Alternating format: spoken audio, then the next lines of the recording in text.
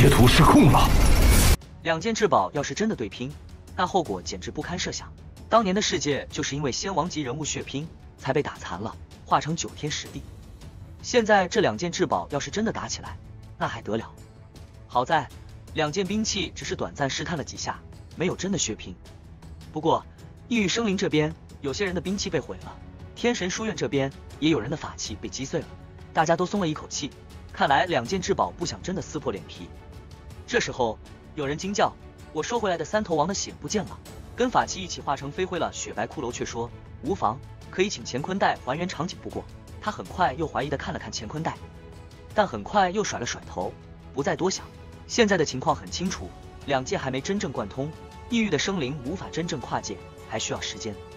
雪白骷髅也知道没办法采取有意义的行动，只能带着人回归。他们走进那条模糊的通道，临走时冷冷地看了一眼，带着浓浓的杀意。天神书院的长老们也松了一口气。不过远处山峰上一个衰老的身影出现了，他收走了10界图。所有人都知道，这一定是9天10地中最强大的生物之一。长老们提醒大家不要多想，也不要乱说，等回到天神书院再说。这时候有大人物施展大法，贯通了虚空，铺展出一条金色的大道。这条大道直通这片大陆的最深处，简直让人震惊。所有人都登上了这条大道，感觉时间飞逝，像是经历了1万年那么久远。直到一声巨震，他们从金光大道上跌落下来，落在一片浩大的废墟中。这里曾经是盛世场景，繁华无比，像是一片天庭，但如今却成了废墟。不过那些残迹上刻着的符号至今还在散发奇异的波动，可见完整时多么可怕。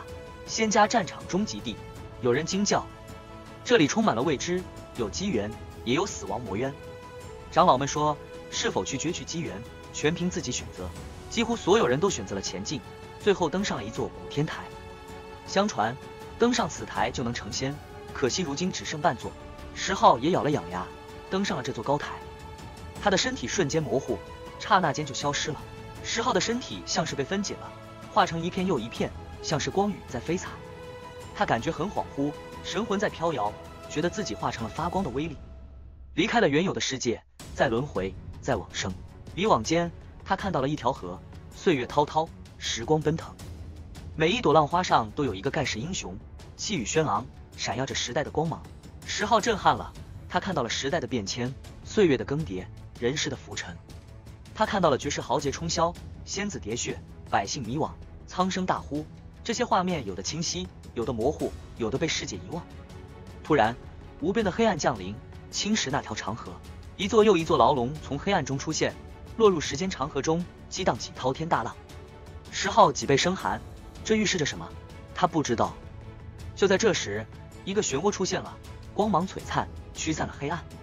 漩涡不大，却无比惊人，扎根在时间长河中，散发出混沌雾霭。10号被这个漩涡吸收，落入其中。他眼前一黑，失去了知觉。不知过了多久，10号醒了过来，发现自己不再是发光的威力，而是恢复了形体，只是衣衫成了飞灰。他从体内的空间法器中取出战衣穿上，环顾四周。这里是一片谷地，青石铺地，宫殿残破，神经铸成的宫殿上还有掌印、刀痕、剑孔。10号心神俱震，这些痕迹都蕴含着无尽妙力，是绝代强者留下的。突然10号体内出现一团火光，挣脱他的肉身，在头上跳动，化作一面镜子，照耀那些痕迹。魔客大道契机，这是哪里？我来到了什么地方？10号轻语。就在这时，一道声音响起，送你机缘。10号一震，这声音太突然了，他根本没感应到有人在附近。他警惕地朝声音来源走去。一座金属殿宇出现在眼前，房顶被掀开，只剩下围墙。10号走进去，眼前一亮，这里花香鸟语，草木葱茏，不再荒寂，还有一个很动人的女子坐在石桌旁。请坐。女子开口。10号问道：你是谁？该不会是一位真仙吧？女子淡淡一笑，曾经也许是，也许不是，现在只是一道残碎印记。10号惊呆了，这女子竟是曾经的一代真仙。女子一展袍袖，石桌上多了4碟小菜，一个酒壶，2个玉杯。她倒酒时，有混沌气从壶嘴中弥漫出来，液体晶莹透亮，散发着仙气。10号大惊，这是真正的仙家陈酿。请。女子举杯，10号却问道：我正在经历什么？女子平静地回答道：往生，轮回。10号发呆，他想起了自己化成微粒，进入时间长河，被漩涡吸收的经历，问道：“这就是轮回？”鱼子点头，轮回不计岁月，有千百世的轮回，也有刹那的往生。刹那的顿悟，便可算一个轮回。10号恍然大悟，他明白了，轮回就是一段经历，跳脱出原本的生活轨迹，在另一条路途上开启。这世间有生死轮回吗？10号问道。鱼子回答说道：“执拗，这世间少有绝对的事，都是相对的。”10号若有所思，他明白了，轮回可以是刹那的顿悟，也可以是迷失一段岁月，甚至是元神离体的经历。这酒不一般，能够饮上一杯，实属仙缘，谢谢。10号举杯，鱼子坦诚地说：“当年也只酿造了这一壶而已，我能在这里等待后世人出现，也全靠他。”10号惊呼：“这酒是仙人所酿？”鱼子点头：“是你无法想象的人所酿。”10号疑惑道：“喝下它，我是否会功力大涨？”鱼子摇头：“拔苗助长，于你有害。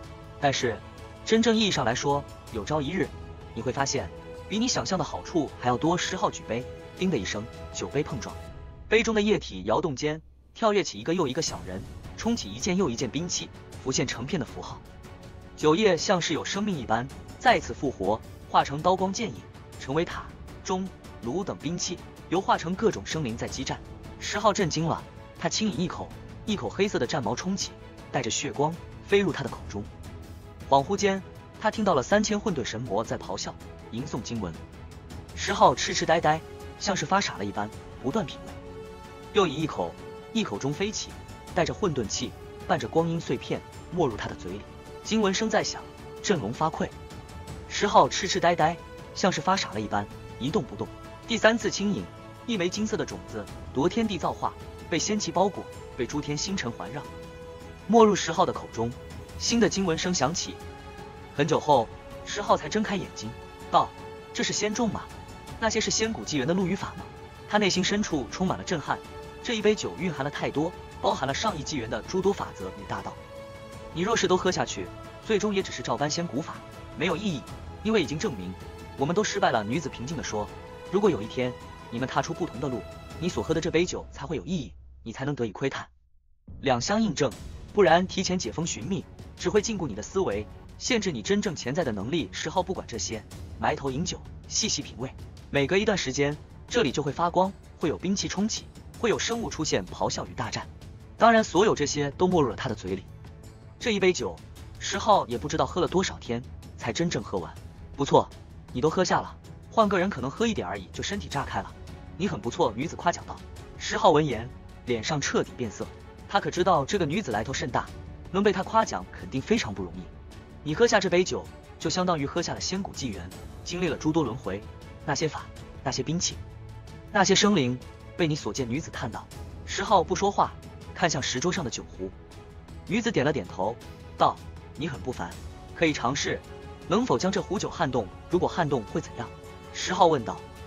你如果能执此壶，便会有天大的事情发生，影响无比深远。女子第一次郑重开口，气势一下子变了，前所未有的凝重。10号盯着石桌上的酒壶，这玩意儿看起来普普通通，但壶嘴却冒着混沌气和仙雾。他心里嘀咕，这玩意儿真有那么邪乎，拿起它就能引发天大的动静。他抬头瞅了瞅对面的女子，想从她眼神里看出点什么，可这女子一脸的淡然，啥情绪都没有。女子开口了：“你刚才喝那杯酒的时候有什么感觉？”她虽然不算绝世美女，但那种宁静的气质让人感觉超凡脱俗。10号想了想，说道：“那感觉就像一下子把大千世界的奥秘都吞了，什么神魔、兵器、经文，全在我嘴里转了一圈，太神奇了，我感觉自己都要羽化飞升了。”可他越想越不对劲，那些东西咋越来越模糊了呢？他急得直冒汗，为啥我啥都想不起来了？女子叹了口气：“我早就说过，这些对你没啥用，你要是照搬那些东西，顶多就是复制一个过去的我们。你们得走出自己的路，那些东西才有意义。”10号不甘心，伸手就想去抓酒壶。一杯酒不够，我喝光这壶，说不定能悟出点啥。女子赶紧拦住他：“你太自信了，这壶酒可不是闹着玩的，你要是条件不够，碰一下就得灰飞烟灭。”10号瞪大了眼睛：“啥？那我为何还要碰它？”女子解释道：“如果你条件够，那后果更可怕，可能会引发惊天动地的大巨变，你可能连后悔的机会都没有。”10号愣住了，这到底是个什么样的局啊？女子接着说：“不过呢，我们算过，说不定有一条生路，但也不确定。要是你能活下来，说不定就能躲过这一纪元的劫难。石浩皱着眉头，纪元劫，这世道难道真要完蛋了？沉默了好一会儿，他咬了咬牙，拼了。女子收回了手，静静地看着他。石浩一咬牙，伸手碰到了酒壶，刹那间，天地间响起了一阵震耳欲聋的钟声，仿佛连时间都凝固了。石浩只觉得手上传来一股巨大的力量，差点把他震得粉碎。他大喝一声，运转体内的力量，硬是稳住了。接着，他猛地抓起酒壶，对着嘴就狂饮起来。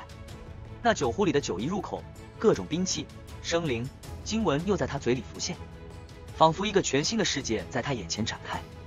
可就在这时，一阵诡异的笑声突然响起：“终于找到你了！”这声音冷得渗人，石浩和女子都吓了一跳。女子的脸色瞬间变了，她眉心裂开一只树眼，放出一道神光，四处寻找声音的来源。可无论她怎么找，都找不到人影。这声音的主人仿佛凭空出现，让人毫无头绪。石浩心里嘀咕道：“这到底是谁？为何要找我？”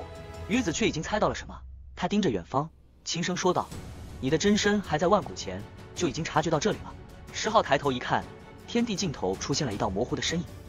这人高大无比，仿佛能推动日月星辰，带着无尽的威压，正一步步踏过时间长河，朝这边走来。女子绝望地说道：“你们至于吗？为了杀一个孩子，连万古时空都要逆转，值得吗？”那身影却淡淡地说：“我早就察觉到了，顺手抹杀而已。”石浩听了这话，心里直发凉。这人居然能从万古前就察觉到他，这种能力太恐怖了。女子不甘心地反驳道：“你们这样胡来，不怕引发更大的劫难吗？”那男子却不以为然，反正也不是第一次了。女子急了：“你要是杀了他，未来也会有人来报复的，你不怕吗？”男子却冷笑道：“那又如何？要是有人敢来，我就一并斩了。”石浩心里直发毛，这人简直太嚣张了，他感觉自己就像一只蚂蚁，随时都会被碾死。就在这时，女子突然说道：“未必没有活路。”轰隆一声巨响，天地尽头又出现了一道身影。这是一位女子，身上带着光羽和混沌气，脸上戴着一张鬼脸面具，正俯视着星空。她一出现，天地都为之一震。远方的那个男子看到她，大笑起来：“哈哈，居然真有人敢挡我的路！”石浩也惊呆了，这女子是谁？女子仿佛站在时间长河上，浑身环绕着混沌气，看起来就像是从另一个世界来的。远处那个嚣张的不行的男子本来还在狂笑，结果看到这女子，瞬间就傻眼了。他周围的星辰都开始坠落，甚至有些直接炸成了灰烬。这威势，石浩也惊呆了。这女子到底是谁？为啥会突然出现？她和石浩又有什么关系？石浩他本来以为救他的会是柳神，结果完全不是这么回事。这女子的出现让石浩心里一阵发凉，他突然想起自己曾经看到的预言，难道这一切真的要成真了吗？想到未来可能只剩下自己一个人，面对凋零的天地，石浩心里直发慌。就在这时，那神秘女子动了，她摘下面具，随手一扔，那面具瞬间化成了一片巨大的天幕，直接朝那个嚣张的男子压了过去。这下子男子也慌了，他没想到这女子居然这么厉害，瞬间就从被动变成了主动。男子原本还在狂妄的大笑，结果面具化成的天幕一压下来，他瞬间就被镇住了。这下子局势完全反转了，男子原本自信满满，结果现在却被压得喘不过气来。石浩看着这一切，心里五味杂陈，他不知道该哭还是该笑，因为救他的居然是一个完全不认识的女子。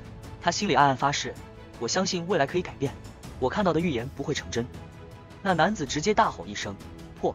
他一掌拍上去，那手掌大得跟山岳似的，直接震碎了天宇，周围的星辰一颗接一颗的炸开。石浩和对面的女子看得心惊胆战，这男子的气势太强了，简直像是要瞬间灭掉世间一切敌人。可那青铜面具也不是吃素的，一滴眼泪滑落下来，瞬间变成一片汪洋，把男子直接淹没了。男子拼命挣扎，尾巴像战矛一样刺向面具，可面具却旋转起来，把所有攻击都挡了回去。这下子男子彻底怒了，他沿着时间长河追了下来，每踩一步，星辰都爆碎。